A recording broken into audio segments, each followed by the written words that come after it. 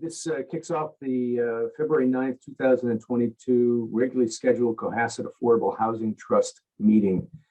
We, as ever, open the meeting with a roll call. This will evidence a forum. So starting with David Pfeiffer.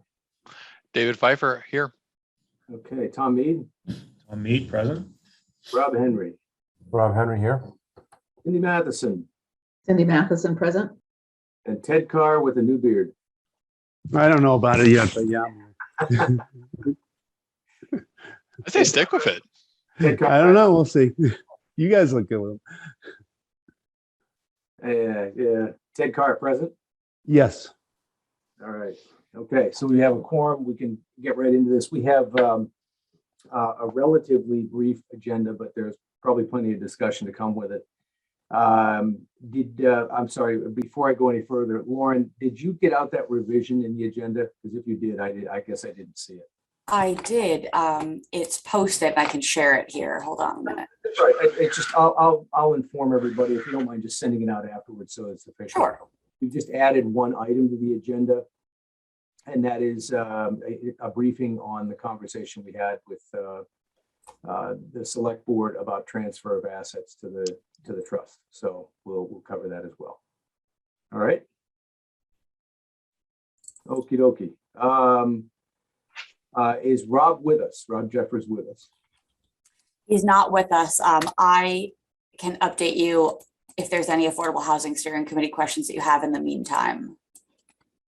No, I think the only thing that we're curious about is, it's the consistent question. What's the status of the outstanding projects? Do we have any update on 390 CJC with respect to its, the potential for completion? Right. And, where does 147 South Main stand? Those are the.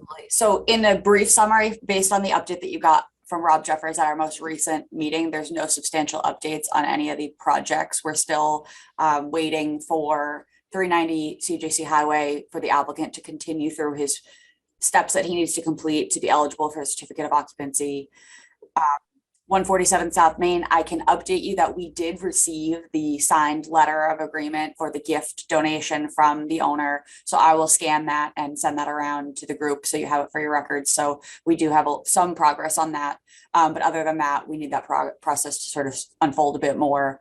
And then in terms of the other applications, 808 Jerusalem Road, the project associated with Quasit Harbor Inn site, those 4 units over on Cushing Road, those all are active applications under DHCD right now, reviewing for eligibility for the SHI and the local initiative program application. So no substantial update other than that, but progress, and we continue to, I think, hope to see some units come online at least within the next calendar year. Okay. And then last but not least. No, I have a question. Oh, go ahead. Sorry, Rob. On the Chief Justice, or by Stop and Shop, what's the what you said no progress, but where do we stand with this thing right now with the various approvals you had to get and all that? So what's the next step? They have completed their review with the planning board right now, but there's a series of items that they need to complete for the building inspector. I can get a revised itemized list. Back in this summer, the building inspector had put together a list of 12 items that he needed to complete to be eligible for a C of O. He's ticked off a couple of those items, but there's still some items unresolved. But I know that they're working to get those items resolved so that they can at least potentially get a partial C of O to begin to bring these units online, sort out the various items that they need to address. Does he have enough of the whatever approvals or aimed to start construction again? Not at this time. So who is monitoring the situation that some of those things get done? That he is going through the checklist and things like that, so that it just doesn't sit there. I mean, it sat there for so long, and then with all these different things. So I just wonder who's responsible to try to get some movement forward on this. Well, so Rob, John Hallen, the building inspector, is monitoring this from the town side, but it really is the burden of the applicant to complete his responsibilities. We can, from a staff side, aid so much and remind him of what he needs to do, but it really is the applicant that needs to complete these items and get these materials in or applications in or whatever they need to do to check the box. Okay. Okay, and one last question. Do you know if CHP has moved ahead with their proposed affordable housing component? Yes, that is an application that is submitted to DHCD and under review. Okay, so right now they have a firm agreement with the owner of the property? Yes. Okay, so it's more than likely that would proceed so long as the project proceeds. Correct. All right. Well, should we expect closing on that component prior to completion of the project? I would anticipate yes. I Okay. will ask for an update on that in terms of timeline and sequencing. Yeah, I'm under the inclusionary zoning bylaw. I'm just curious. I mean, it would seem like a relatively substantial risk for a developer to do that. But at the same time, I'm curious as to whether or not there's any requirement that they do that. I will inquire. So it's required to close on it prior to completion of the proposed project. So I don't have the answer to give you at this moment. I just have to inquire and return to you. Okay, no, super, thank you. All right, if there are any other questions, fire up your hands now. All right, I think we substantially covered then the status update on the agreement of the trust and the owner of 147 South Main as well. Yes, correct. We have the signed copy returned from the owner. And at this point now, that's all we have for an update.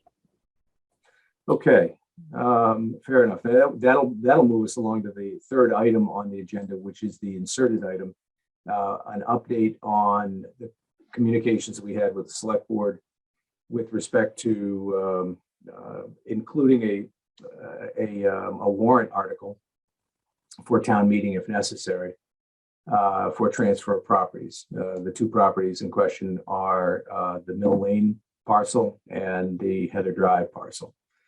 So with that, if I may, I'll give you the lay of the land for anybody who wasn't there. We had three people from the trust and the steering committee also had Rob Jeffers available for the broad discussion. Playing both sides of the fence was Diane Kennedy. She was, as of course as a member of the trust, but also as a member of the select board in on the meeting. Rob brought the select board again up to date on the initiatives underway in town, and also publicly acknowledged that while we might meet the letter of the law, the spirit of the law still dangles precariously, which is to say that we'll probably have the affordable housing units in order to meet our 10% minimum, but we don't have 10% of our housing stock as affordable. And that's the nature of the law. Given that as a backdrop, Tom Mead then took over a presentation as to why those two parcels would be attractive, and did a very solid job of explaining that to the select board. Ted Carr lent some weight against that as well. And at the end of it, I believe we had a fairly broad-based level of support for moving forward, but several questions arose. Number one was the method by which the parcels could be transferred. Not every land transfer has to go through town meeting, depending upon how the land was acquired. And no one in attendance that evening had an answer to it. In order to expedite the answers to those questions, we offered that Cindy and Mara do the background work and share that with the Board of Selectmen, or the Select Board, and Town Council, so that we could officially figure out whether or not one or both parcels or any parcels actually needed to go before town meeting. for transfer. A second item arose, and that is that at least two of the select board members had, a revelation that at least one of those parcels could be valuable. And gosh, there are a whole lot of potential expenses arising in town, and maybe we should cash in now. So that will become an area for discussion. It wasn't fully explored during this conversation, nor frankly, should it have been. It wasn't the reason for that meeting. And we will, I'm sure, encounter that again in the near future. That parcel, the Heather Drive parcel, could have some fairly significant value in a transaction. I still believe that the trust is more capable of executing on that transaction than the select board, because we're less encumbered by the requirements we have to fulfill to make the transaction. And at the same time, it frees up funds that we would otherwise be seeking, probably from CPC. And those funds can be redirected to some of the priorities that the select board was recognizing: athletic fields, the renovation for town hall, et cetera. Not all money can't be directed specifically to town hall, but to historic town hall it can. So under the concept that money is fungible, I still think we have a fairly strong approach to this. Long and short of it is, I'll ask Cindy Amara to weigh in on where she is. Since I only talked to her earlier in the week, there's probably limited progress, but nonetheless, Cindy, do you have a minute to give us an update? Yes, and I don't think it'll take a minute. I've been in touch with Lauren, and I have the information that the town has on the parcels. So I have the assessor's information. I believe I have the deeds, and I have not had a chance to do much more than speak with Lauren and gather that basic information. Okay. In your estimation, again, what we're seeking to figure out is how can this land be transferred, right? And is it plausible that we could, we could have a summary of that prior to the next meeting? So less than 30 days? That's possible. It really depends on, I have to at least look at the deeds and see what I'm starting with. Right. But it seems that I should at least be able to give you a more in-depth progress report by your next meeting. Okay. Hopefully I'll have answers. Yeah, and I'm pushing on this for one reason. We have our next scheduled meeting in March, second Wednesday of March, and at that point we're beginning to run out of time on the warrant itself. So we need to understand how the land can be transferred, and that's why I'm asking the question. Have you drafted a placeholder on the warrant? Placeholders on the warrant, but I'm actually more concerned about the progress that would have to be made on the select board's end. And I say this, Diane, Ted, both who sat on the board, can back me up on this. As you get down to crunch time on the warrant, stuff that isn't ready can get dispatched because it's not ready. And remember, it's not just the warrant. This is going to go through advisory committee if it's a transfer that goes before town meeting. So answering that question becomes critical. It's the advisory committee, capital budget committee, and the board itself. Let's try to get you everything by your next meeting. Okay, great. Thank you. Ted? Question, is there anything else we can be doing to help the process? Should we see if we can get on advisory's radar and talk about it? What are your thoughts, everybody? We probably should. I'm going to let Diane weigh in on that if she would. In the meantime, Tom also has a hand up. So Diane, you're after Tom? Yeah, okay, go ahead, Tom. Oh, go ahead, Diane. I'd hear you first, please. Yeah, I think that my suspicion is this may not need to go to town meeting. And it's in the purview of the select board, but we don't know that because we don't know how we acquired the land, and that's what Cindy's going to look into. the advisory, I don't think it's worth going to advisory until we have something solid and we know we're going, because they are literally meeting almost weekly at this point already, going through budget items. So I think that would just be a folly. And I also want to say that in this particular case, I actually hope it goes to town meeting, because I think it would be more of a slam dunk at town meeting, making the case for affordable housing than it might be if it's in the full discretion of the select board. But we're going to have one choice, or we're not going to have a choice. It's going to be one way or the other, is my understanding. Right. So that the if you will, the fork in the road is what process these parcels have to go through. If it has to go to town meeting, then yes, we've got to contact advisory. If it doesn't have to go to town meeting, then we don't need to make that approach. So far, so good. All right, questions. Oh, Tom. Yeah, just generally speaking, I would be in favor of trying to advance our agenda. But I think it's right that we have to figure out, like, do we even have to, like, which road we're going to go down?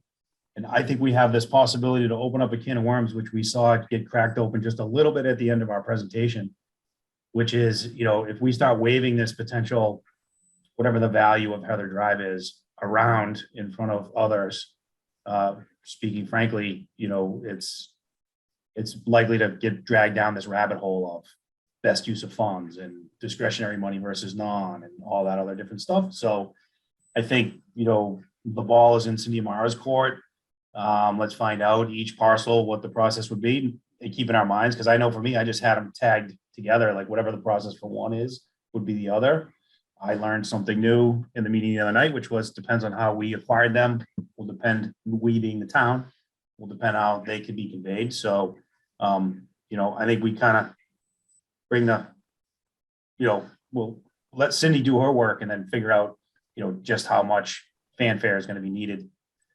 And if there's fanfare, like, we need to put our heads together, in my view, on, because Steve, I hear what you're saying, money's fungible and all that, but like, one of the select board members made a very good point, which is, you can flip your argument on its head, which is CPA dollars are restricted, right? And so there are only certain ways that CPA dollars can be sent. One of them is affordable housing, right? And so, like, that could all funnel to us, whereas capital budget or others, advisory, I've never been to those meetings, but I imagine they're pretty bright people in those rooms as well, obviously, as the select board.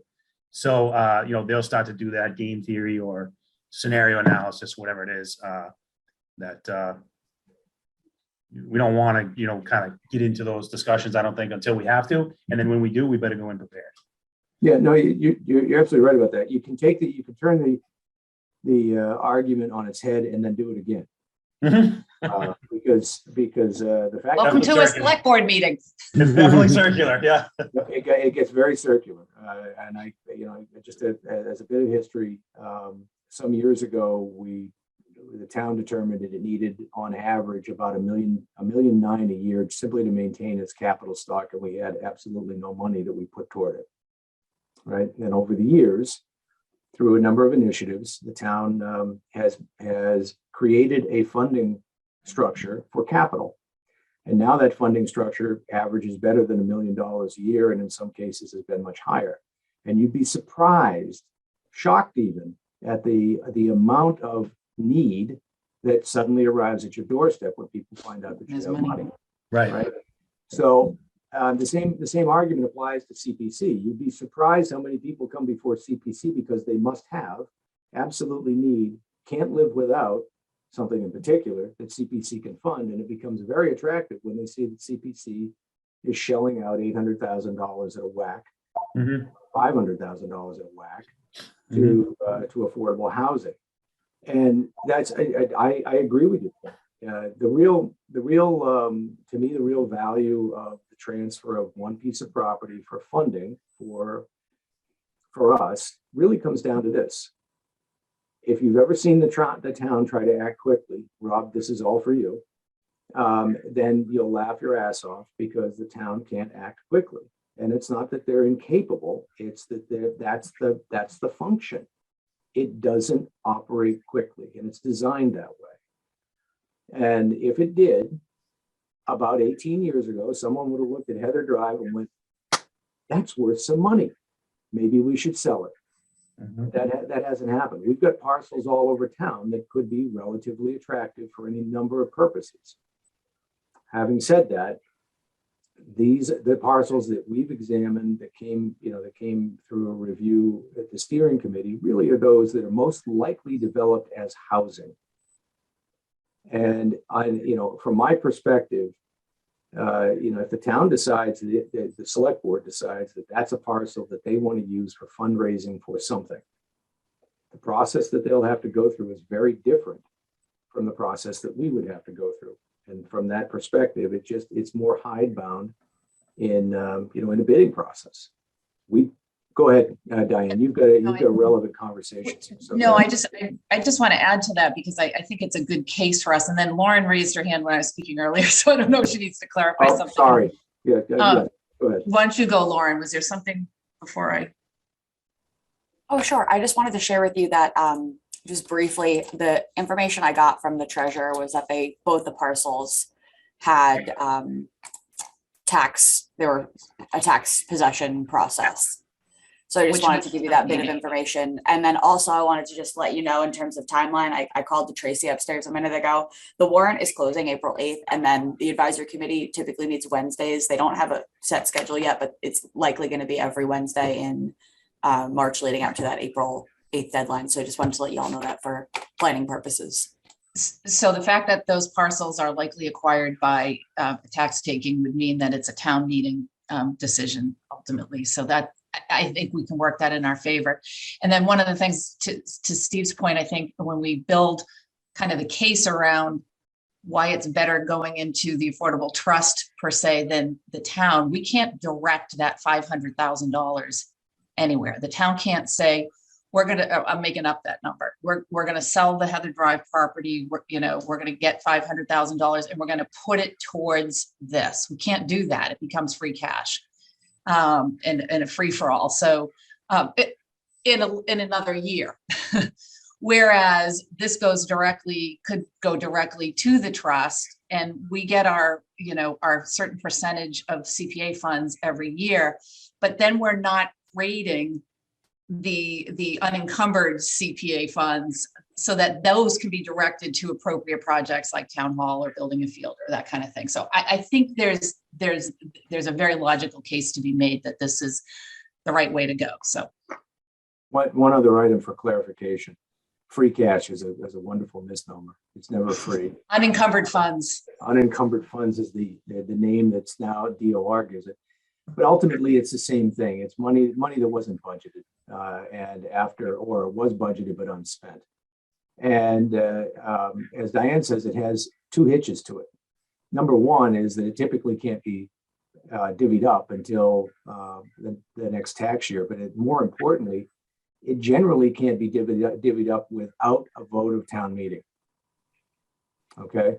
So if they've got $500,000 that day, if the town has $500,000 that it took in from the sale of a property, that can't be allocated anywhere without a vote of town meeting, no matter how much the select board wants to put it in one place or sewer commission wants to put it somewhere else or whatever it might be.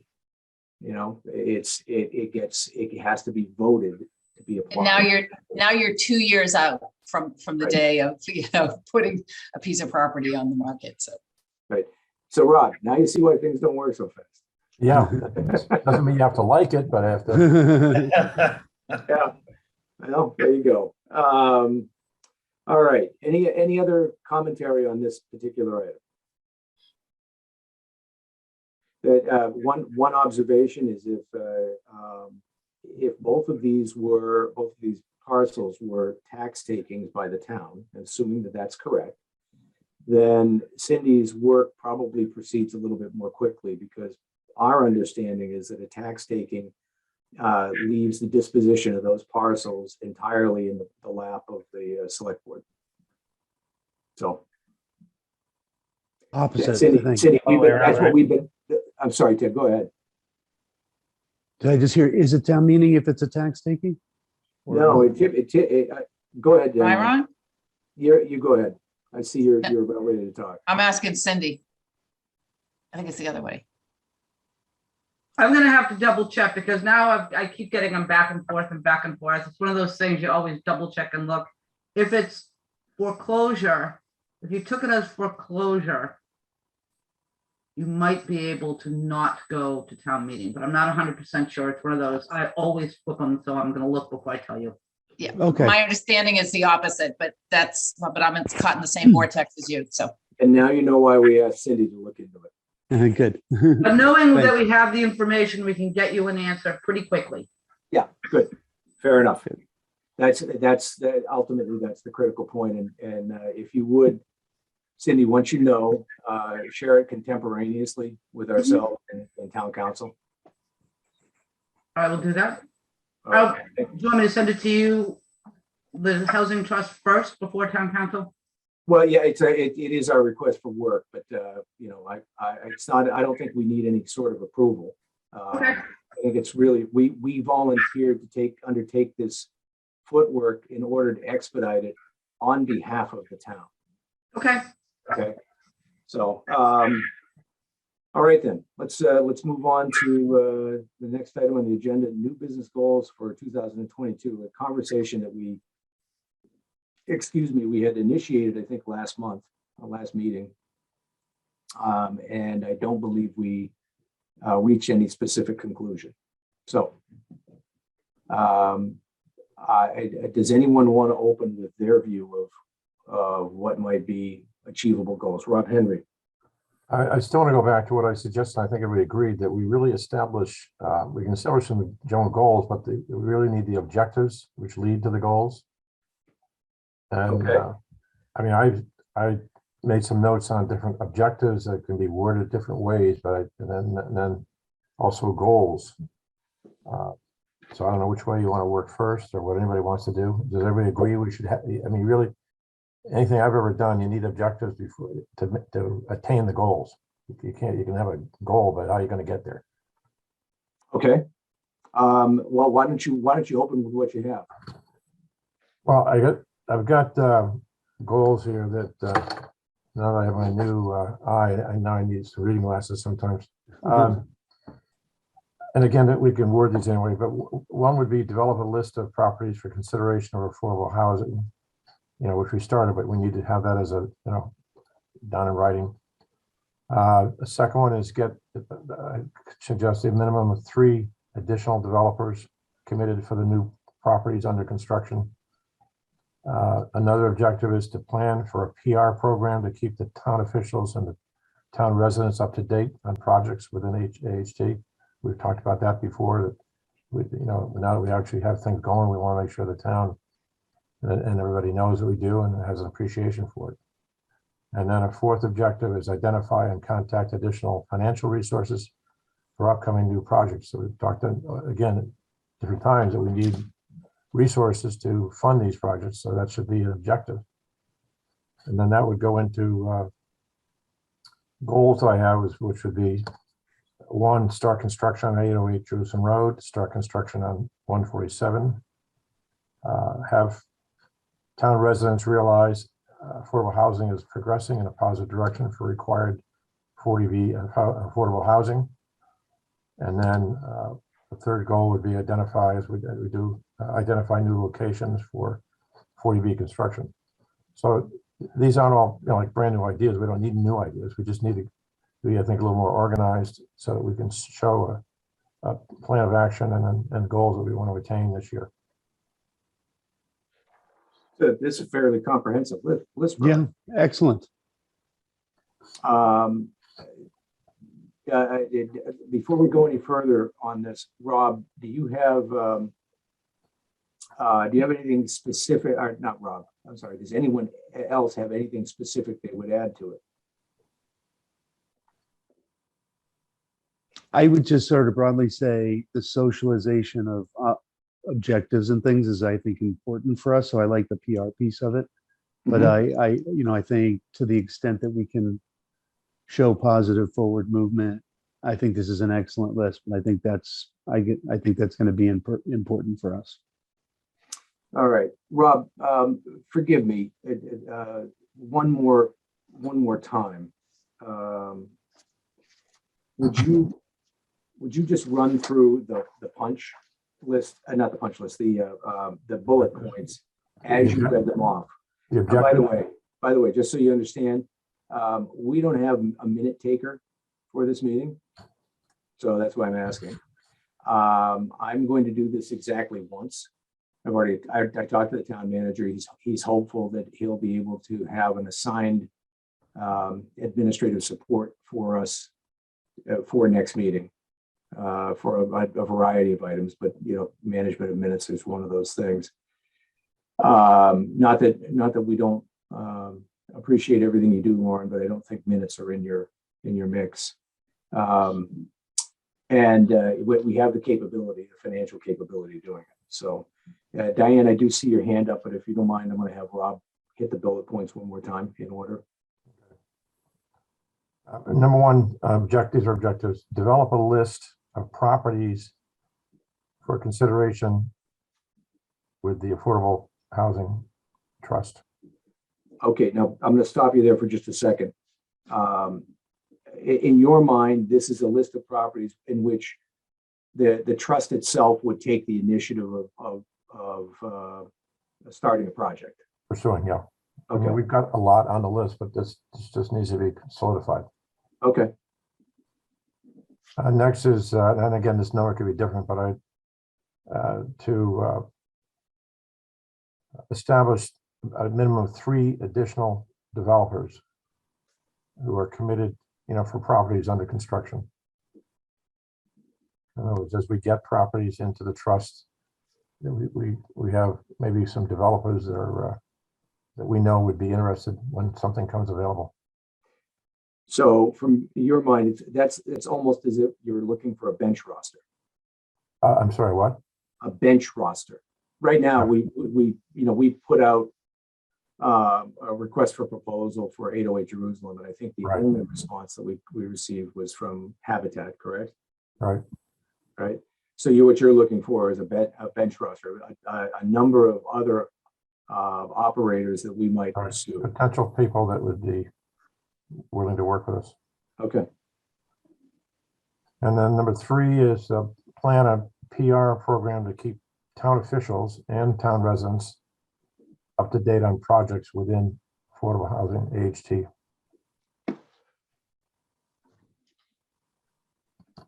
Okay. And the 4th one, now we get a lot of, I mean, none of these are like, it's just a matter of getting it a little more precise because we've done this before too, but we haven't really talked about much the last few months. The 4th one will be identify and contact additional financial resources for upcoming new projects. Got it. And that is something that has taken loose shape since our last meeting. Different conversations have gone back and forth about bank contacts and so on. It turns out the one person that I knew at Abington is actually much higher up than I anticipated. Go figure. Yeah, go ahead, Tom. Hey, sorry about that. Sorry, no, wait, Tom, hold on. Sorry about that. Diane, you got your hand up. Tom, you're next. I just wanted to say that I think within these objectives, and Steve we're very lucky to have his capital budget experience, because I think it would be important to actually come up with some kind of a financial plan, because that's where we're going to have to really build a case with the select board or town meeting. Is that, like, it's great to sit on all this money so you have some nimbleness to do something, but what are you going to do? So, like literally starting to say, we want to be able to have $25,000 available to work with a developer who's building units to turn them into affordable, or we want to be able to purchase a property that might go into, could be turned into a 2-family or something like that, just to give some financial shape to this, because I think that's going to help make our case all along. I think that's excellent. That should be number 5, Steve. Or it's overlaid on almost everything. So like every initiative we make, It's okay, has some. it's okay if the objectives tie in together. They don't have to be standalone. They can be intertwined. Usually are. That's why you have the objectives, and then you have your ultimate goal. But I think that's I think that is good because we kind of beat around that one. We don't need to get it more solidified. All right. So, if I can, let's just break this down for a second. I'm not certain that the objectives all have equal priority, but at the same time, they all they also don't have equal workload. So, for instance, creating a list of properties for development is actually already in progress, right? Right. I mean, that's something that the steering committee has been extraordinarily helpful with. All right, but I think we do need to catalog them. Now, in this case, would you be inclined, Rob, in your thinking, to disinclude Heather Drive because we wouldn't typically look at Heather Drive as affordable housing?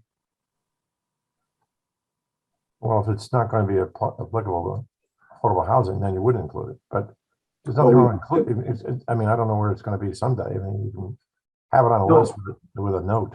Yeah, no, what I was thinking is, are we looking for a list of properties for development strictly for affordable housing? Or are we looking for a list of properties that would help us develop the affordable housing initiative? Yeah. Which broadens out the concept.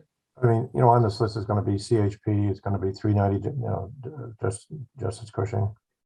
Some of the ones that are there. It's just we want to keep them there, keep them in the forefront. Right. And I'm not sure with the list. I don't know what everybody thinks. You're not necessarily going to. You have few enough that you can work on all of them. I don't think there's necessarily a priority. You got to do 2 before 1 or 1 before 3 or whatever. I think it's a collaborative thing. Okay. And that's where I've always looked at objective. You have these, you put objectives down that you think are attainable, and then you also don't get so many that you get bogged down and you can't do anything. Yep. Again, folks, keep in mind these are objectives for our objectives for 22. Right. Okay. Tom Mead's next, and then Diane. Just think if we go back to that, analogy of a bank, might be helpful to think of this as like our project pipeline. So we have a pipeline of deals that are actually in progress, such as 390 and 147. Then we have potential projects that are on the radar, and those would certainly include Heather Drive, right? Like that's going to take some amount of work on our part, even if it's not for inclusion in the SHI. It is, germane to what it is that we as a trust are looking to do over the next 12 months. Right. So I think we should, we can kind of box that off as pipeline, very generally. And then Rob's other point about identifying potential partners is like, that's searching for, customers, if you will, individual customers or developers that we can work with. We need to be a little careful, obviously, with that, right? Because anything we go to dispose or do from a project perspective is, has this whole public RFP process. Of course, there are people we want to make sure participate in the process, and we can help, give them a heads up we have something coming or whatever it is. But, that's, I think, a little less. The pipelines of projects is clean cut. You can put in a box. This other thing is more of the getting our name out there, letting people know we're active from every which way, right? It's not just developers that we might work with, but, we've talked before about, trying to make sure other boards in town, know that we're active, that we may be reaching out for different collaborations or, waivers or reductions in fees or things like that. So that to me feels like this other thing over here, which is more relationship management, which certainly is some developers and partners that we would work with on the construction side, but there are other, even like this idea with the banks, other banks that we're gonna lean on to try to get some allocation to the 808 Jerusalem. So these would all be in like relationship management sort of box. So that's just with my sort of banking or real estate investment background. That's the way I would think about this. You have a project pipeline, and then you have all this, relationship management that you have to do. Okay. I agree with. As a matter of fact, I think one of the things that we could use is a referenceable document or library, if you think about it. One place where we hold our documentation, in which we could maintain maintain a pipeline. Mhm. Right. If you start to list it off right now, that pipeline includes 808 Jerusalem, 147 South Main, 390 CJC, CHP. Right. All of those are active projects in the pipeline, right, which have an effect on a potential effect on us. And then if you wanted to go further, you could look outside of that. There's an argument that says that Avalon still has the possibility of creating more units. And that's exactly the point. Sorry to jump back in, but that's exactly the point with the pipeline report. I can tell you this from experience. As a deal guy, I have a handful of deals that I have in my head that I know I need to work on.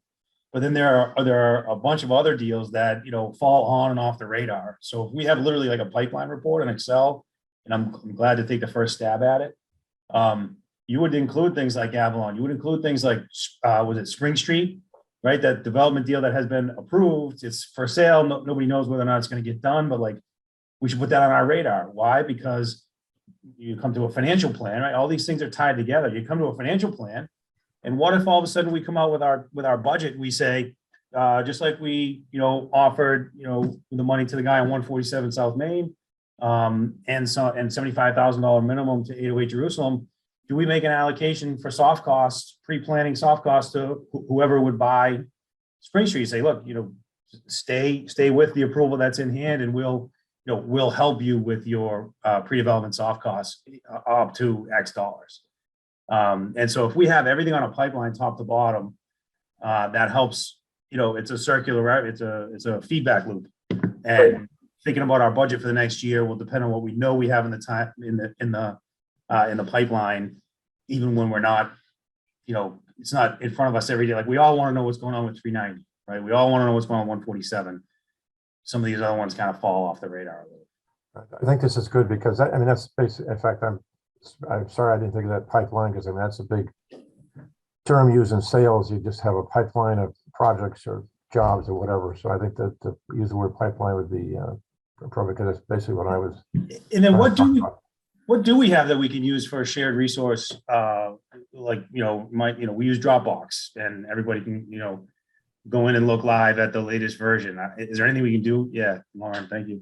Here's where I get to blow the fun open meeting law whistle. I'm glad you're doing it instead of me. So the collaborative editing is something that is frowned upon. We're not able to do a sort of working document Dropbox thing. So what we typically do in terms of sharing opportunity is you use me as your sort of middle point. You can send a document and I can send you the most recent draft, but unfortunately, because of open meeting law, we're not able to have sort of collaboration outside of open session. Well, collaboration is useful in the private sector and strangely frowned upon in the public sector. It is what it is.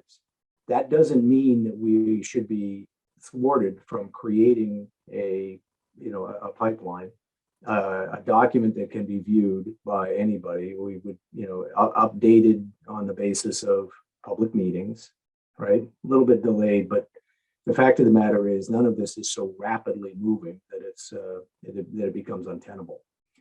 Right. So from that perspective, if I may, Tom and Rob, first of all, Rob, I thank you. This is a very thoughtful punch list.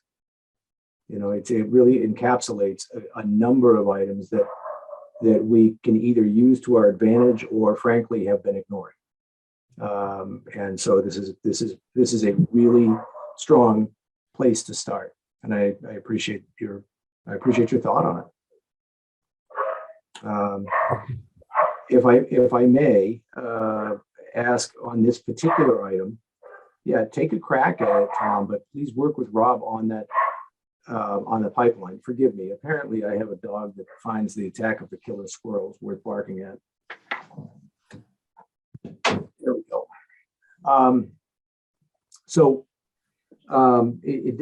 To get that underway, please take a crack at creating it, and be thoughtful about how you want to present it.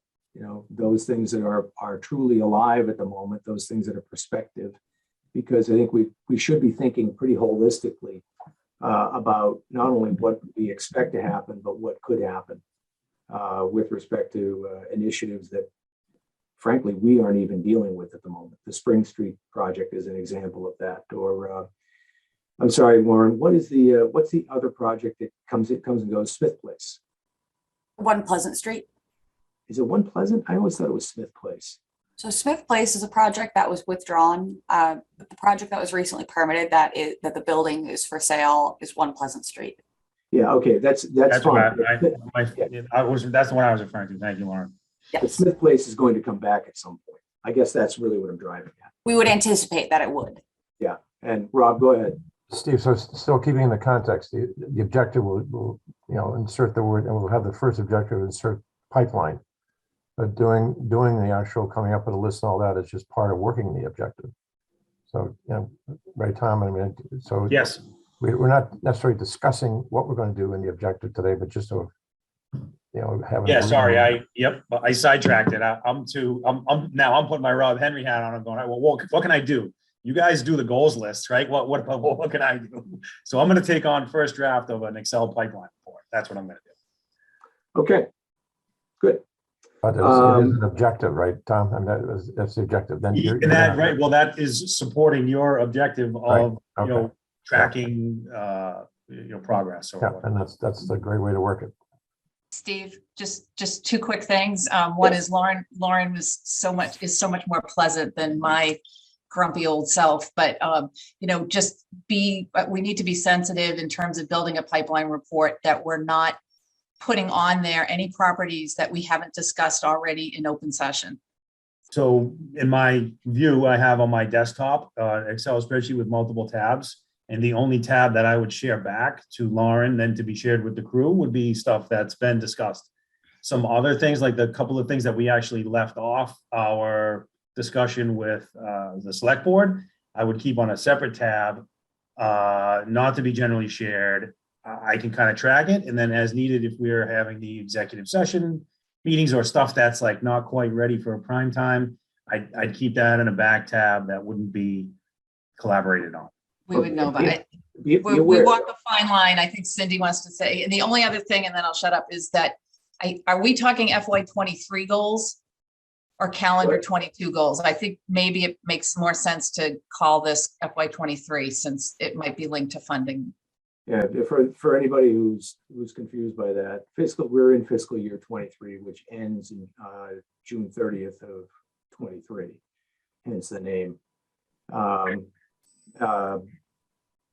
sorry, Diane. We're currently in FY22. Sorry, so FY22 will be Three goals. No, I actually, from that perspective, I just stick with FY22. Okay. Because I think Rob's point is, what are we going to achieve this year? And if people, Rob is a good example. He comes in with a calendar year structure, whereas as we in town government, you always work on a fiscal year structure, which is just off by 6 months. It doesn't matter. We just need to be clear about what we're doing, what year we're doing. The thing is that we have these established now. And it probably could be the same objectives in FY23 as well. I mean, we're not going to come up with a whole new set.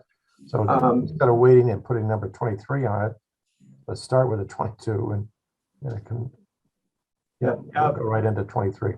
And with respect to your comment about what's arisen in public meeting, remember that any parcels that we're talking about that have come before us by way of the steering committee have been disclosed in a public meeting, in a recorded public meeting. So those are legitimate to put on a pipeline from the perspective of simply being aware of it. Mhm. Secondly, Cindy, I'll default defer to you on this, but knowing of a project that could have a multi-unit development in it, and that knowing that project has been presented to the planning board in the past, does that, the fact that it's not active at the moment, does that preclude us from including it in a public discussion such as this? I don't think that there's anything that would preclude you from discussions on a topic. I think the question is whether it makes sense to include something in a public discussion. If something has been before the planning board and there is a public record of what went on there, clearly you can talk about the scope of what that was. I think you have a lot of leeway to discuss things not in a public section if you are tying them to the value of the property you're discussing. So I think I think you need to be more aware of what politically makes sense to discuss openly and what does not. If something has been before a board, it is, whatever has been presented is in fact public. So you may feel free to talk about it and you wouldn't be letting anything out of school, let's say. One of the projects that it's arisen in this conversation came before the planning board, and as Lauren points out, the application was withdrawn. Therefore, that project is no longer under consideration in the form that it was presented. Better to let it go? I guess I'm not sure what your question is in terms of whether you include it on your pipeline. Yes.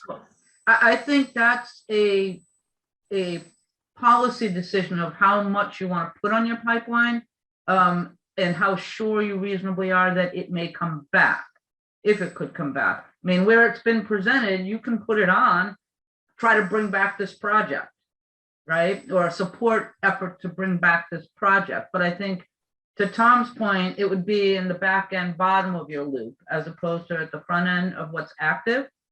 Yep. So something you want to keep an eye on, and maybe, Warren will be able to tell you, oh, this has come back before the planning board, or another iteration has come before Concom, or whatever it may be, and its spot will get moved up a bit, for lack of a better answer. Okay. So Tom, Rob, you're good with the initiation of this, right? Yep. All right. Establishing a bench for development. I'm sorry, Cindy, go ahead. I was just going to say, and I think both Lauren and Diane have done a very good job of giving you this information without me having to do it. But I just want to remind you all that anything you put in this document will be accessible to anyone. Yep. Right. Yeah, I have a very good feel for how I want to manage that, given the sensitivities around things that aren't quite ready for prime time yet. I don't want to draw any attention to them that has the effect of driving price type of this. It's the same. Once I understood what executive session was all about, that's going to drive my decision making around what goes on the piece of paper that will be in the public realm, and it would not include anything that would need to be executive session stuff, right? Right.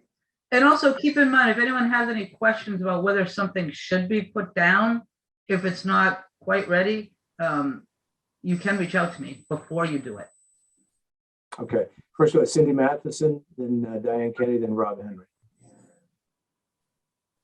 As you're mentioning some of the projects that came up before the planning board, but then were dropped, I just wanted to emphasize what Cindy was saying earlier about using discretion in terms of some of the political ramifications and putting them on that line, because I think that one is probably a pretty sensitive one. So if we're including that on a list, I could see that a project like that really giving a lot of pushback and undermining some of our credibility with the town. So I just want to emphasize what Cindy was saying and the sensitivity to the political issues behind some of those projects that might have been dismissed or not.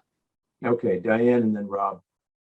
I was basically going to say the same thing, and a different story, not to beat a dead horse, but this happened a couple, probably 8 or 9 years ago. We were at a CPC meeting, we're discussing an affordable housing, and somebody literally brought in a plan of a home and comps and everything and started talking about it. It was a privately held piece of building, and the person that owned it like absolutely went crazy, and it went through all kinds of public records requests and everything. So it is very sensitive, and there are, we just need to be careful.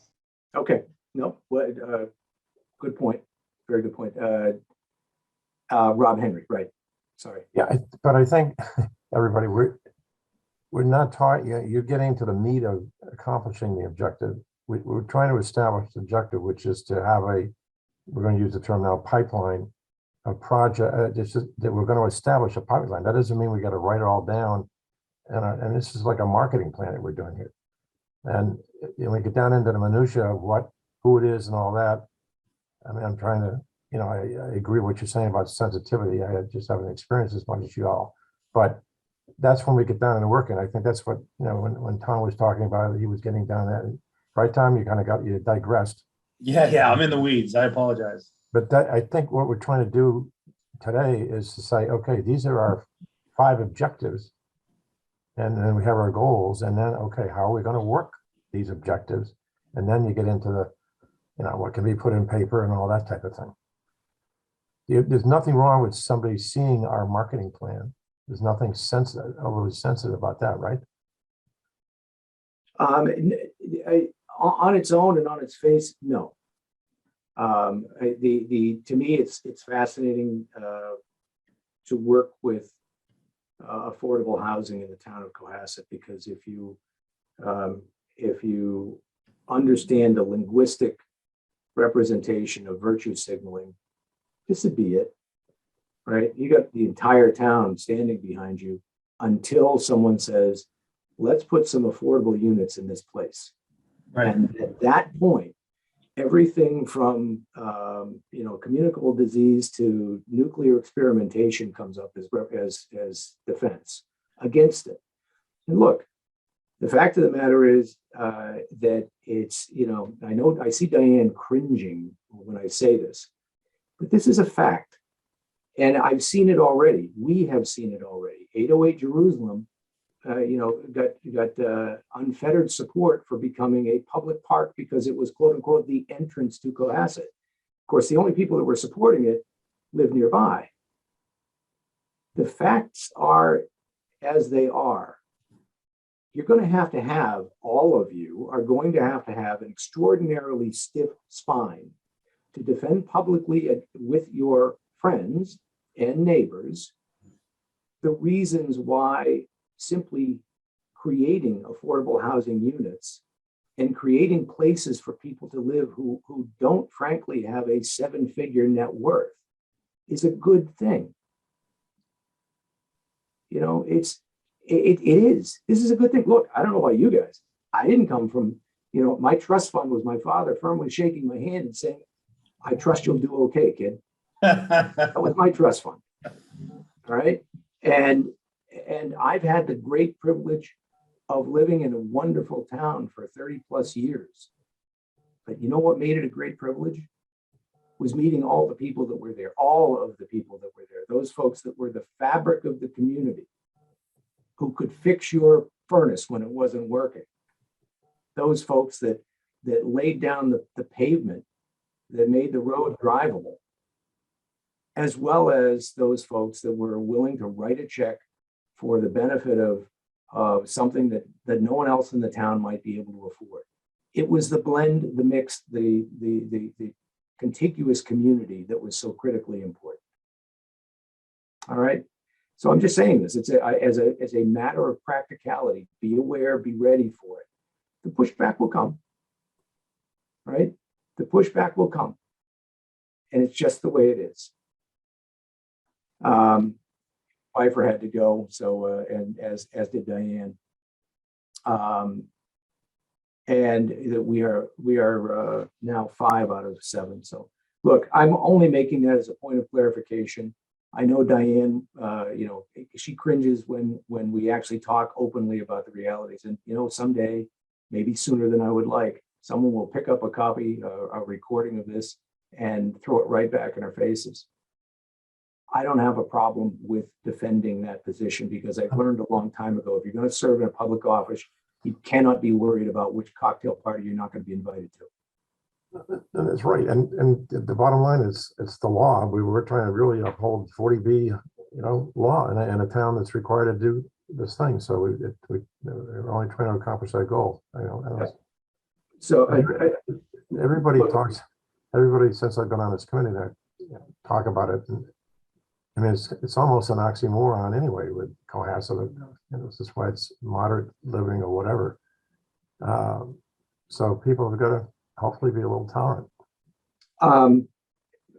Folks, I notice we are up against our time, and I do have a hard stop here too. But I don't want to shortchange the conversation. So number one, I'm going to propose that we defer some of the specifics on other items until our next meeting. However, I'd like to make progress on it. So if I may, Cindy Matheson, would you put your thinking cap on with respect to a communications program? And I'm saying a communications program because yes, it's PR, but I'm thinking it needs to go in more directions than just the community as a whole. Because we might also want to think about how we could maintain that communication with other entities who would find it useful to know what we're doing. Good example of those entities. And Ted, maybe you can jump in on this with Cindy as well. I'm thinking governmental agencies, financing arms, banks, right, in particular, because that's one area that we've thought of, as well as developers, right? Those not-for-profit and for-profit developers that we talk about as developing a bench, right? So we can put a budget against it. I don't know how big that would be, but we can put a budget against it. But I do believe we should take some initiative here. Rob's right on the screws. We've been very busy amongst ourselves, but haven't done much other than public meetings with other entities who would have an interest in it. Okay.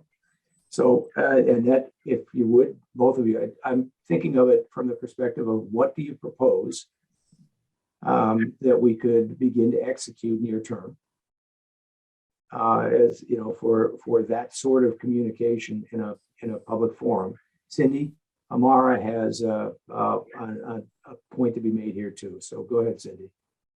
I'm a little uncomfortable with the concept of developers, and maybe it's a misunderstanding I have with what you intend. I just caution the trust about singling out or naming specific developers that you might quote unquote find friendly. The concept of the development community is fine, but I just caution reference to specific non-for-profits. Well, I tell you what, then Can I just answer? Can I just respond to that? Hold on, Rob, just a second. Okay. The development community is fine with me. I was thinking about it from a broad communication, simply letting entities that would be involved in such projects know that we are active, that we have funding, and that we would engage in conversation.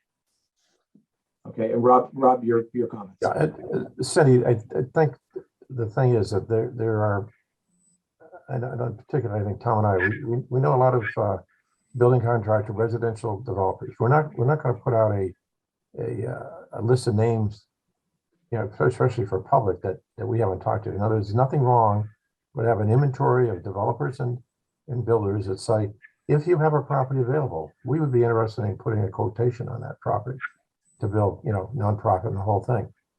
Nothing wrong with that. And it's not like somebody would go to them and say, did you really put your name on that list? And then we get into a big discussion. These are all friendly faces in companies that would, so we know that if we have to move quickly, I use that word very slightly here, but if we have to do something, that we have an inventory of residential developers or builders, whatever you want to call them, or both, that would be interested in quoting, instead of having, all of a sudden we have this property and we don't know where to go to get a quotation. So you have people, because there are a lot of there's a ton of building contractors out there, and these aren't all like major, 5,000 square foot homes that would be interested in doing this thing. And even though there's been a big busy among the community, it's going to level off. And if we just know we have 8 companies that might have an interest in that. I don't, so you see a problem with that? I have a problem per se? No, it just makes me a little uncomfortable, and perhaps I'd want to see what you're putting in writing before it's put in writing. And I think there are ways to accomplish exactly what you're saying by being over-inclusive with who gets the information versus under-inclusive. That's all. Okay. Well, so noted. And Cindy, you can rest assured that nothing's going forward anyway until at the very least after our next meeting. So you have a chance to weigh in on what the proposals are and where our risks might lie. By the way, guys, just so you know, Cindy's had a number of comments today doing exactly what I always wish council would do, which is give you an idea of where the landmines are before you step on them. Okay, so I know sometimes it feels like she's taking a good idea and putting it under the steamroller. That's not the case. She's taking a good idea and saying the trigger is right there. So it is a good idea, but maybe not necessarily in a public entity or a, if you will, a municipal entity, okay, which we are. All right. Identify identify contractor resources, right? Which was, no, this is my 4th bullet point, Rob, from you. Identify and contact additional financial resources for upcoming projects. Yep. So it's the same. It's another list for, have things available when we have projects like builders and developers. Same idea. We don't have to print a list, but we have this. Can I propose that we defer that until next meeting, just so we can make progress on these 2, what I think are very important items. And the last item is a financial plan, and I commit to developing a rough outline of a financial plan for our next meeting. I say not rough outline because frankly, it's going to require your combined input, but I figure at the very least I can get started with it. Lauren, I'll use some of your input on this as well, what our total resources are, maybe some history on our billing, our expenses so far. But, we can certainly budget for things like soft cost investment. We can budget for things that are frankly hard costs, like if we have the opportunity to buy a deed restriction, right? Those are examples where we could, we could budget for it and move quickly if the opportunities arise. So I'll take a stab at a financial plan that's supportive of the specific objectives that we're laying out. Okay. What are you asking Tom and I to do before next meeting? Tom, you and Tom are working together on the pipeline, the property pipeline, right? Again, just to confirm, I've asked Cindy and Ted to start to work on an outline for communication, for trust communication. And I say an outline, I'm thinking specifically answering the who, what, when, where, and how, right? Of what we're doing. I understand the idea behind establishing if you will, a roster of developers for us to approach. And I'm suggesting that we defer that until our next meeting as a matter of taking things on, because I don't want to overload everybody at the moment. And frankly, I think those might be a little bit easier to tackle along with the financial resources versus developing a pipeline that's compliant with our requirements for disclosure. And secondly, a PR program that does the same. Those two to me appear to be the heaviest lifts. So let's tackle those right now. And again, whoever brought it forward that we really do need a financial plan to go with this. Yes, great thinking. As I said, I'll begin to draft an outline for that for discussion also at our next meeting. So far, so good. All right. Any other discussion at the moment on the new business 2022, we'll rename it objectives as opposed to goals. All right. Moving on, next meeting date, Lauren, do we have, go ahead. Second Yes, one. thank you. So at our last meeting date, we toyed with the idea of changing our meeting schedule. I sent out a poll. After all of the feedback I got, I just want to propose that we maintain the same meeting schedule. I'm going to ask that we change our start time to 8:45 a.m. as a regular start time instead of 8:30. Is that doable for people? Yeah, 8:45 is okay by me. I appreciate that. That's easier for me. We open at 8:30, so sometimes coming in blear-eyed after being at a meeting until 10 o'clock at night the night before, and then having to check in with staff and start a meeting at 8:30 is just a lot. So if just that extra 15 minutes would be really helpful for me. And then I just want to note that all of your meeting, I'll resend the meeting schedule out so y'all have it currently. The only problem that I have is the next meeting date. I'm not here, but given the time and the town meeting sort of crunch, I don't want to suggest changing your meeting. So we're going to keep it on March 9th. I will have another staff member step in to run the meeting for you, and I'll make sure you have all the material that you need from me. Any updates, I can give you a memo in lieu of my presence so that you have whatever you need to move forward. And then I'll be back for your April meeting. And of course, in between, available via phone and email as much as anyone needs. And Lauren, are you gone for the week? I will be gone March 2nd through the 11th, actually. So I will check Okay. in with you all beforehand and make sure all of our items are buttoned up and packaged so that you have it at least a week in advance before I leave on the 2nd. Okay, no, I was asking, really thinking that, you know, I'll have the opportunity to do some prep work with you before you go. Yes. Okay. Yes. All right. Do we have remainder minutes that Jen left? We don't. There is a set that she had sent me, but there were some clerical edits that I needed to make and I didn't have an opportunity. So I'll have those ready for you for your March meeting. Okay. Let's see here. I've got them, by the way, and I've got the minutes for this meeting. I'll get them to you. I'd actually like to think I'd get them done today, but that's kind of funny. We don't have any updates on projects, planning, zoning, anything new? No, I'll just let you know that we covered a lot of them earlier. We are still anticipating filing a 55 South Main Street, which is the gas station in the village. As soon as I have more details on what their application sort of portfolio makeup is, I will let you all know. I anticipate that'll include some level of affordable housing. I'm not sure how they plan to fulfill that yet.